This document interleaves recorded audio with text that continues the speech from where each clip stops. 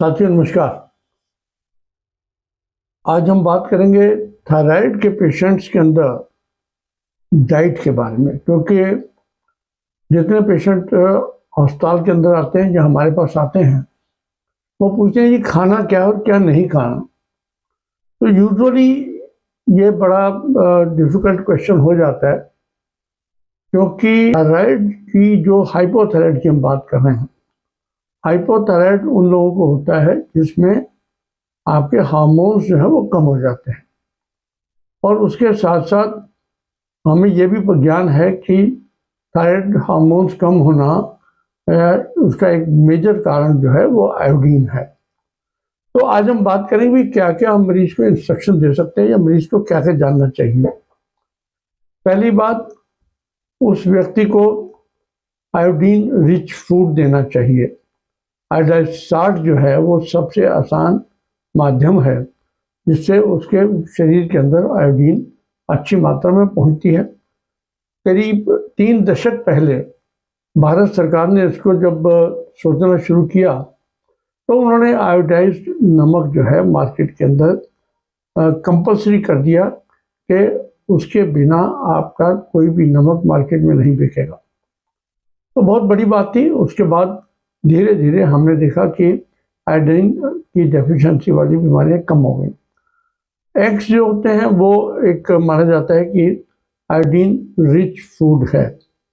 उसके साथ साथ सेलेनियम रिच फूड जो हैं वो भी आपकी आयोडीन की एक्टिविटी को बढ़ाते हैं। तो कुछ नट्स हैं, सनफ्लावर सीड्स हैं, फिश हैं, या जो लोग नॉनवेज खाते हैं टर्की टाइप जो चीज़ें हैं वो आपके थायराइड के हार्मोन को बढ़ाती हैं।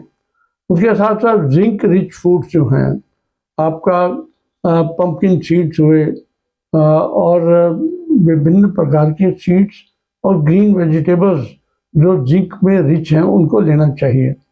ओमेगा 3 फैटी एसिड्स जिसमें फिश मेनली मानी जाती है, या फ्लैक्स सीड्स जो हैं वो आपको ओमेगा 3 फैटी एसिड्स आपके शरीर को उपलब्ध कराते हैं।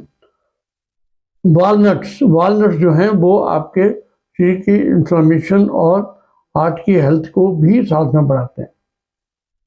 फाइबर रिच डाइट के बारे में कहा गया कि जो लोग फाइबर रिच डाइट ज़्यादा लेते हैं, जिसमें होल ग्रेन्स हुए, आपके फ्रूट्स हुए, वेजिटेबल्स हुए, जो जो चीज़ें आपके डाइजेशन को ठीक रखती हैं और कॉन्स्टिपेशन नहीं होने देती, वो भी चीज़ें थायराइड के पेशेंट्स को लाभदायक रहेंगी। बाकी लीन प्रोटीन्स हैं जैसे चिकन का, फिश का, एग्स का, योगर्ट का, ये सारी की सारी चीज़ें जो हैं आपके शरीर के अंदर थायराइड को बेनिफिट देती हैं। अब बात आती है कि हमें अवॉइड क्या करना। अवॉइड करने के लिए जो गैस्ट्रोजेनिक फूड्स माने गए हैं, जैसे कि रॉ कैबेज है या ब्रोकली है, ये जो हैं इनको गैस्ट्रोजेनिक माना गया है, क्योंकि ये आपके शरीर में आयोडीन की एब्जॉर्प्शन को कम करते हैं। तो उनको जब खासकर हम कुक करते हैं तो और ज़्यादा उसका असर नेगेटिव होता है। सोया बेस्ड प्रोडक्ट्स जो हैं वो आपकी थायराइड की हार्मोन की एब्जॉर्प्शन के अंदर व्यवधान डालते हैं।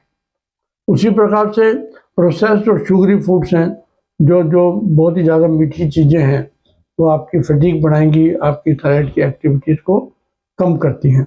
ग्लूटेन जो है एक ये भी माना गया है कि ये आपके लिए लाभदायक नहीं है।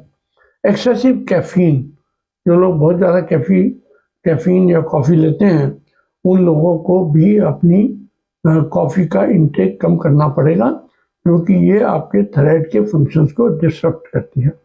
तो ओवरऑल अगर देखा जाए तो आपके पास टिप्स क्या क्या हुई। बैलेंस फूड लें, होल फूड लें, और प्लेंटी ऑफ फ्रूट्स, वेजिटेबल्स और विभिन्न प्रकार के प्रोटीन्स लेते रहें।